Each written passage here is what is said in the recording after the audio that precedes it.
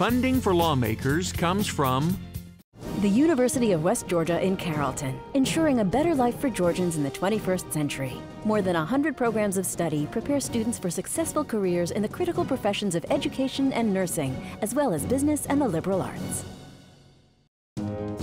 The Georgia Chamber of Commerce, the voice of Georgia's business community, over 4,000 members strong, working with lawmakers for over 90 years to make sure that our state remains a place where companies thrive. And by supporters of Georgia Public Broadcasting. Thank you.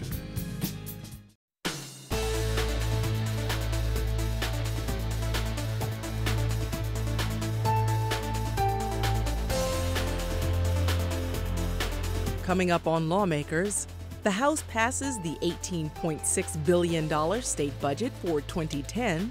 Legislation that could add $200 to the cost of a speeding ticket clears committee. And Senate Democratic leader Robert Brown speaks out against the Nuclear Financing Act. Those stories and more are coming up next. Live from Atlanta, this is Lawmakers. Here are your anchors, Wandy Lawson and David Zelski. Hello everyone. Also on tonight's broadcast, the Senate passes the SHAPE Act, legislation that aims to increase the physical fitness of public school students. And legislation that attempts to protect the addresses of domestic violence victims passes committee. But first, our top story tonight, the House approves its version of the state spending plan for the fiscal year that begins in July. Passage today in the House of an $18.6 billion state spending plan for fiscal year 2010, a budget that is $2.6 billion trimmer than last year. The largest portion of the budget goes to fund public education, with $7.5 billion for K-12 schools. Included in that is $30 million to keep school nurses and money to provide salary bonuses to national board certified teachers. House Appropriations Chair Ben Harbin said $200 million in federal stimulus money would keep the state from cutting fees to hospitals and physicians who treat Medicaid patients. The hospitals will not take a 10% cut. The providers will not take a 6% cut. They will be brought back to the same level they were at, which again is a 7-year-old rate. But they've said that we will continue to provide health care if you do that, because they understand the economy that we're in. But if we ask them to take the severe cuts that were proposed in the governor's budget document, folks, it would have been devastating to our state. In a letter addressed to House Speaker Glenn Richardson and Lieutenant Governor Casey Cagle yesterday, Governor Sonny Perdue suggests that paying these rates may not be a wise course of action. The governor writes, "Our initial estimates show that the House proposed budget falls short of funding total Medicaid costs, with enrollment growth for FY 2010 by $140 million to $150 million in state general funds." Put simply, if the Medicaid program is not adequately funded on an annual basis and thus runs out of money prior to the end of the year, the consequences from a medical, moral, and political perspective could be devastating. House Democratic leader DuBose Porter says there are additional repercussions to arise from this budget. Because of the stimulus package, yes, we were able to fill a lot of the holes that were further created when the governor lowered the revenue estimate. But by not funding the homeowners tax relief grant from legislation that passed this House earlier this year, and incorporating the austerity cuts to education, we, by passing this bill, will pass the largest property tax on homeowners in our state's history. This drew return fire from House Speaker Glenn Richardson. Representative Porter said that if you vote for this, you'll vote for the largest property tax increase in the history of this state. Hogwash. This is not a property tax increase.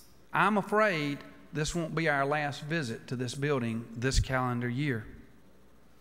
I'm afraid this economy is dragging down faster than we can even calculate. I'm afraid it's coming apart at the seams. An attempt to amend the bill to provide funding for the Georgia Music and Sports Halls of Fame failed. House Bill 119, the 2010 budget, passed 123 to 49 and was immediately transmitted to the Senate. And shortly after House passage of the 2010 budget, Lieutenant Governor Casey Cagle held a press conference to discuss the state's fiscal condition. He said that Georgia is in a $3 billion deficit, and although federal stimulus monies will help, there is still a big deficit. He also referenced a letter from Governor Sonny Perdue where Cagle agrees that there is not enough funding in the House version of the 2010 budget for Medicaid.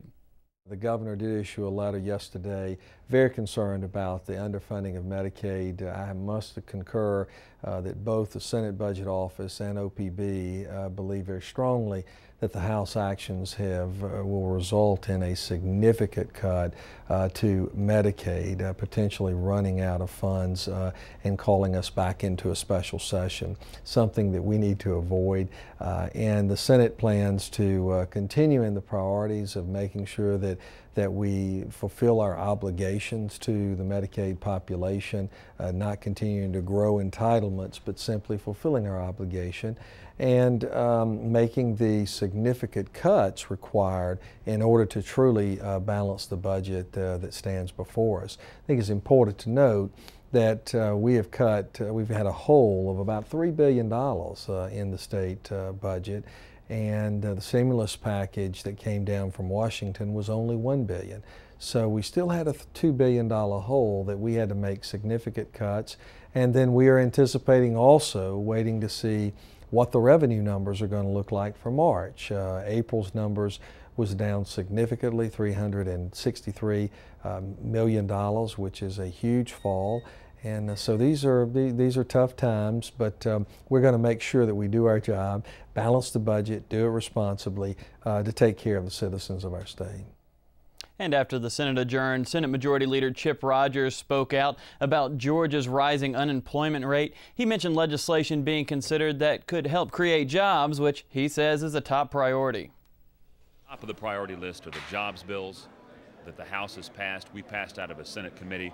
We added to that, offering even more tax relief for those companies that are providing jobs in the state of Georgia and creating economic development. Well, we added to it a gradual elimination of the state corporate income tax for those corporations that are domiciled in Georgia. So that doesn't mean just any corporation doing business in Georgia, but those that are literally here in Georgia, headquartered here, and doing a majority of their business here. We want to send a message, a very clear message, that if you want to do business, there is no better state in America than Georgia to open up, do business, or expand your current business.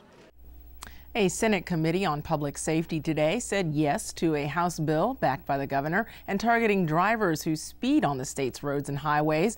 Lawmakers Valerie Edwards joins us live from the Capitol with more. Valerie. That's right, and Wandy, House Bill 160, the so-called super speeder bill, targets the habitual lead-footed driver. And with the governor already on board, if you have a habit of driving fast, be forewarned. HB 160 is a two-part measure, and here's how it works.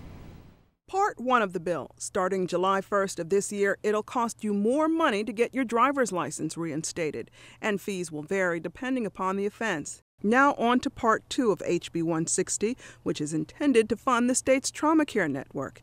If you're caught driving 85 miles an hour or more on the state's highways, or 75 miles an hour or more on a two-lane road, get ready to pay an extra $200 on top of whatever local authorities charge.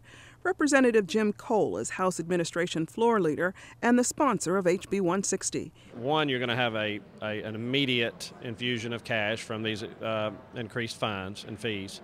But secondary is by slowing people down, we reduce the stress on the trauma system from people having high-speed accidents.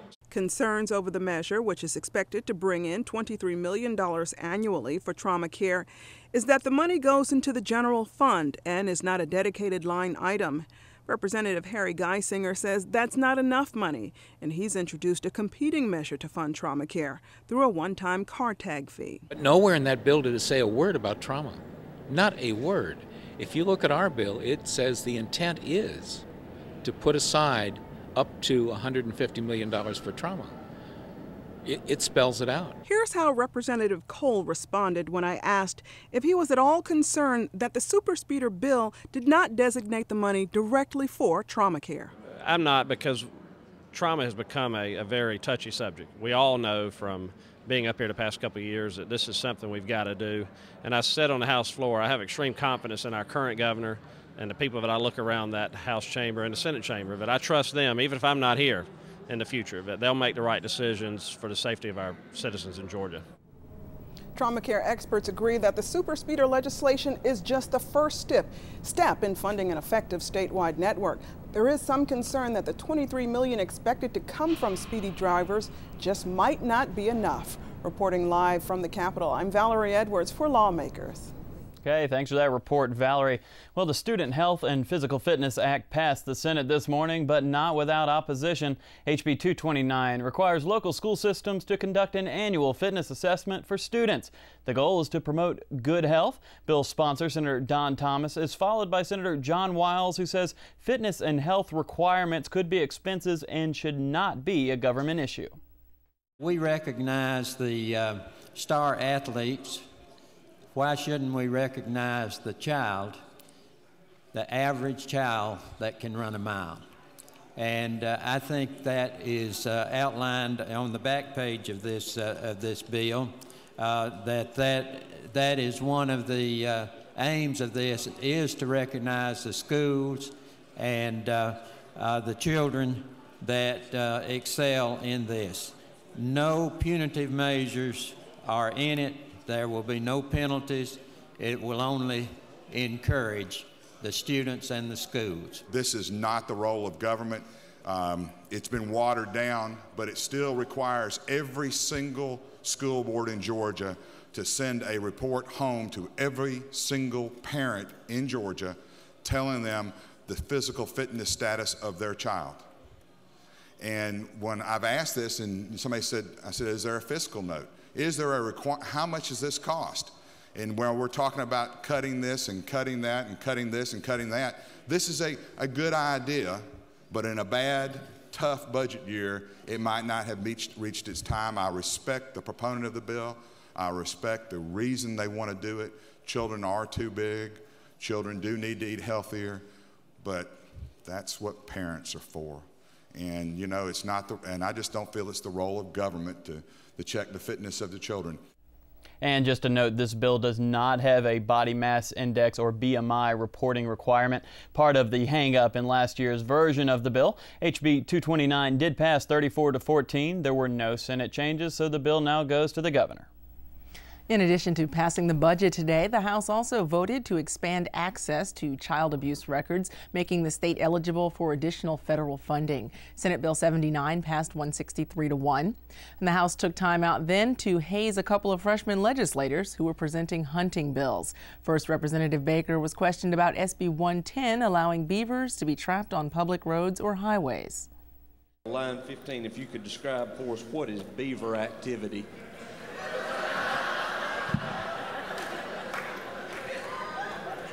Mr. Speaker, I yield. SB 110 passed 162-3. Then Representative Ellie Dobbs presented Senate Bill 111, expanding the type of lights that can be worn by some hunters. This reminded Representative Sean Jurgensen of a story. What happens when the boys are out coon hunting and the dog trees a coon up in a sweet cum and old John climbs up in the tree to find out if the coon dogs have treed up the souped up wildcat? Now that is a very good question. Relying on the stories that I've been privileged to hear, I would have to say that you would have to show mercy and just shoot up there amongst them, because one of them has to get some relief.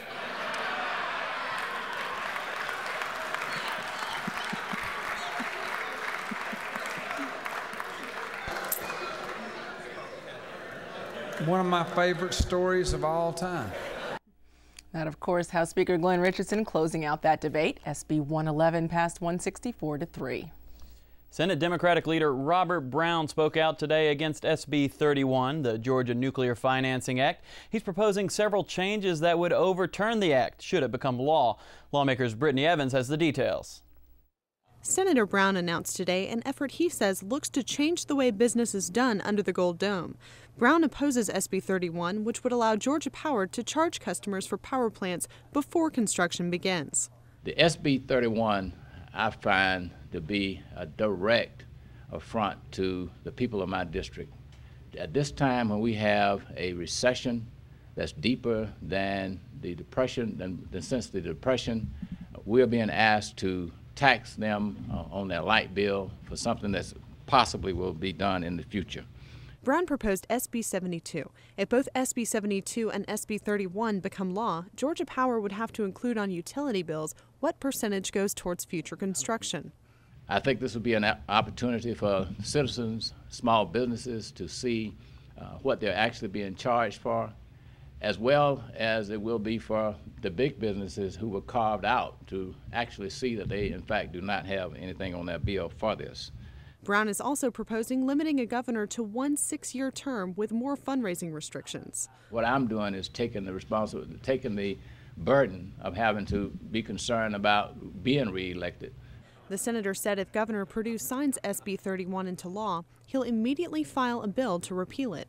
Senator Brown says his proposals are no threat to Georgia's use of nuclear power. He emphasized that he's not anti-technology, and this is not about nuclear power use itself. Reporting for Lawmakers, I'm Brittany Evans.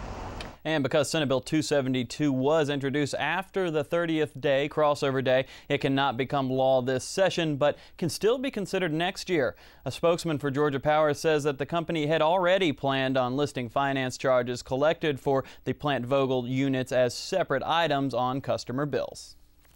Senator John Bullock took the well this morning, urging the Senate to agree to House changes to the bill dealing with food processing plant inspectors.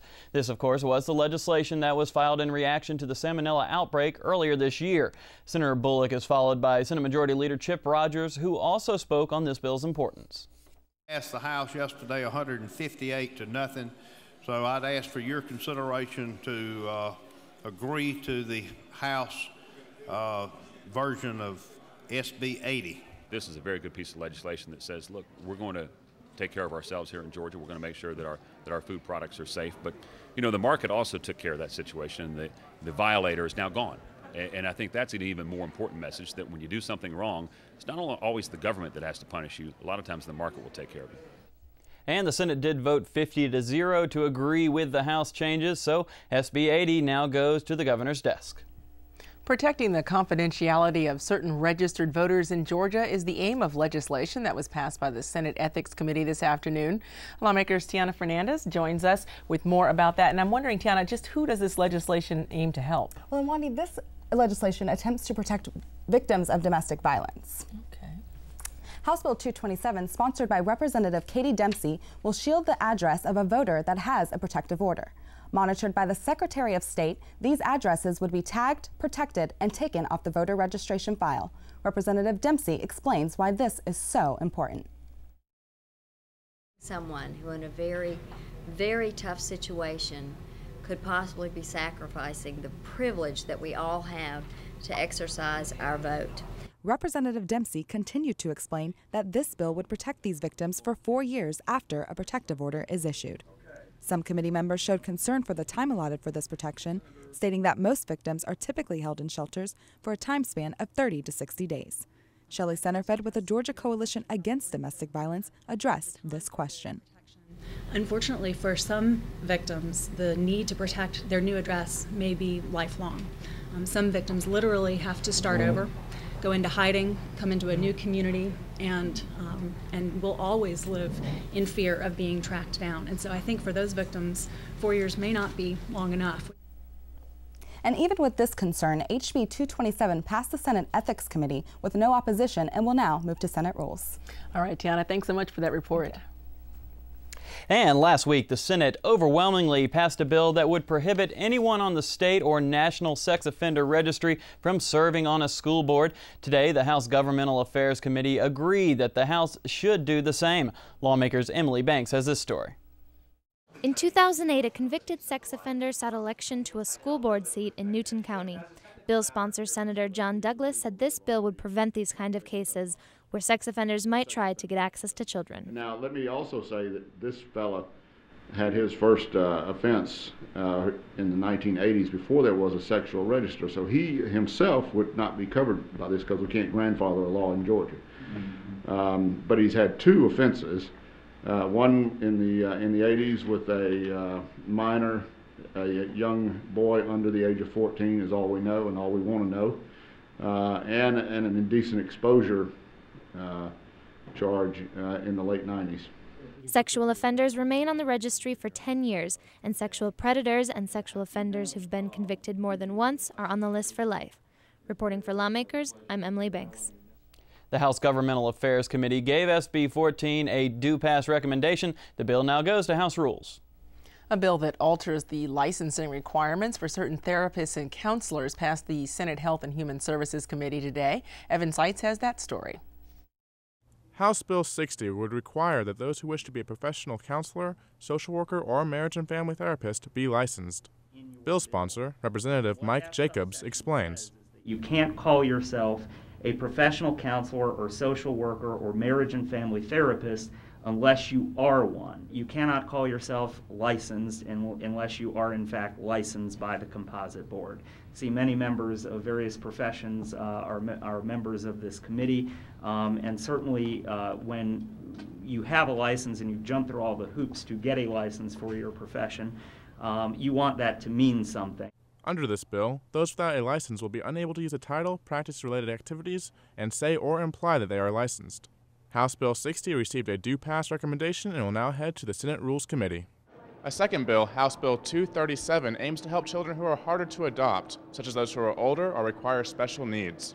Bill sponsor, Representative Edward Lindsay. If a family wants to adopt but cannot financially do so without continuation of that aid, the law presently allows that aid to continue, but only if the child is placed by the state. The bill will allow for that same aid to continue if the child is placed into an adoptive home through a private agency. HB 237 received a do-pass recommendation from the Senate Health and Human Services Committee and will now head to the Senate Rules. Reporting for Lawmakers, I'm Evan Seitz. General David Poitras, the only registered Democratic candidate for governor in 2010, visited the Capitol today. Poitras is a former labor commissioner and former adjutant general of Georgia's National Guard. He took a few minutes to share with me his plans for Georgia. The goal for 2010 is to begin restoring Georgia to the kind of economic prosperity we've enjoyed for the past 20 years, up until the last few years. I've got three basic strategic goals that I think we need to accomplish to make that happen. By far the most important is education. Everybody understands that. If you don't have a good education, you're not going to get a good job. Our kids are not competing against the kids in Alabama anymore. They're competing against kids in China and Japan, and our kids have to be globally competitive. And I've got some very specific ideas about how I'd like to do that. And then, of course, everybody understands that transportation and water are the big issues, mostly in North Georgia, but not entirely. Transportation is an issue in Savannah and Macon and other places in the state. And General Poitras also talked about plans for statewide transportation corridors and job development across the state in the field of alternative energy, including solar, wind, and biomass. We invite you to check out GPB's online resources at gpb.org/lawmakers. Find the latest from GPB Radio News Team and watch Lawmakers online. All that and more is at gpb.org/lawmakers.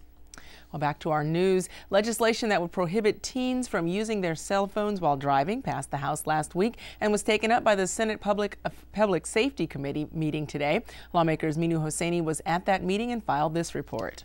At today's meeting, Senator Valencia Say expressed her concern about drivers over the age of 18 being allowed to use telecommunication devices while driving. Robert Dallas, the director of the Governor's Office of Highway Safety, spoke in the bill's defense. The reality is they are experienced in texting. They are inexperienced when it comes to driving. They are low on that learning curve. And we know with our Teen Adult Driver Responsibility Act here in Georgia, our version of graduated licensing, that when we have very prescribed laws on the books that identify distractions are a big cause of crashes, you can't do these things, like you can't have a bunch of teens in the car with you, then we've seen great results. So when I look at this one issue, it fits very well in with our existing system of the Teen Adult Driver Responsibility Act. It just meshes in, look, this is a distraction that while you're learning how to drive, we don't want you to engage. Because the House was still in session, bill sponsor Representative Matt Ramsey was not present at the meeting. House Bill 23 did not receive a vote today, but will be back on the agenda the next scheduled Senate Public Safety Committee meeting. Reporting for Lawmakers, I'm Minu Hosseini. Senator Don Thomas today continued his pursuit to make seatbelt use mandatory in pickup trucks.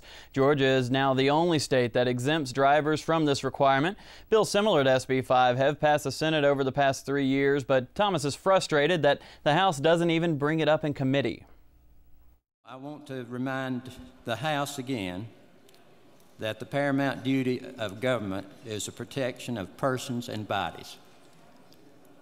Persons and property. That is in the state constitution. We took an oath to obey the state constitution, and I think we all should honor that by doing what's right.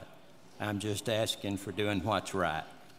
Put on your desk a list of the subcommittee, and on the back side, the entire Ag Committee, and I would very much appreciate you speaking to those representatives from your districts and encouraging them to give this Senate Bill 5 a vote and get it out to the full House for a vote where it will pass easily. Again, Senate Bill 5 has passed the Senate and awaits action in the House Agriculture and Consumer Affairs Committee. Failure of the House today to adopt a resolution honoring President Barack Obama draws fire from the Legislative Black Caucus. When House Resolution 673 was presented with other privileged resolutions 2 days ago, Representative Austin Scott objected. Today he expressed his concerns when the resolution again came up for a vote. On line 22, it begins, whereas throughout his political career, President Barack Obama has enjoyed an unimpeachable reputation for integrity, vision, and passion for public service, and no one could be more worthy of special honor and recognition by the members of this body and the Georgia Legislative Black Caucus than this extraordinary leader. Mr. Speaker, is it not true that we have tried to work with people in simply having the language members of this body and the removed so that the resolution would not be honoring his vision from the members of this body, which is the Georgia House of Representatives? H.R. 673 failed by a vote of 68 to 70. Resolution sponsor Representative Keith Hurd joined other members of the Legislative Black Caucus in speaking out against the vote. One member, because of either his personal biases or his future political aspirations, chose to have a bill pulled that would only and very simply make President Obama an honorary member of the Georgia Legislative Black Caucus. House Democratic leader Deposed Porter has served notice that he will call on the House to reconsider its action against H.R. 673 tomorrow. Well, coming up tomorrow on Lawmakers, our leadership series of interviews continues with Senate President Pro Tem Tommy Williams. We'll have that interview and all the latest Capitol news tomorrow night on Lawmakers at 7 p.m. And if you have missed any part of this Lawmakers broadcast, tune in tomorrow morning when Lawmakers repeats at 5:30 a.m. here on GPB Television. You can also see this episode of Lawmakers at 7 a.m. on GPB Knowledge. You can also keep up with all of the action under the Gold Dome daily on your local GPB radio station during Morning Edition, All Things Considered, and Georgia Gazette. Well, coming up on GPB Television, This Old House, that's next here on GPB. And that's our broadcast for this, the 33rd legislative day of the 2009 session of the Georgia General Assembly. I'm Inwandi Lawson. And I'm David Zelski. Join us tomorrow night at 7 p.m. for Lawmakers. Have a great evening. Good night.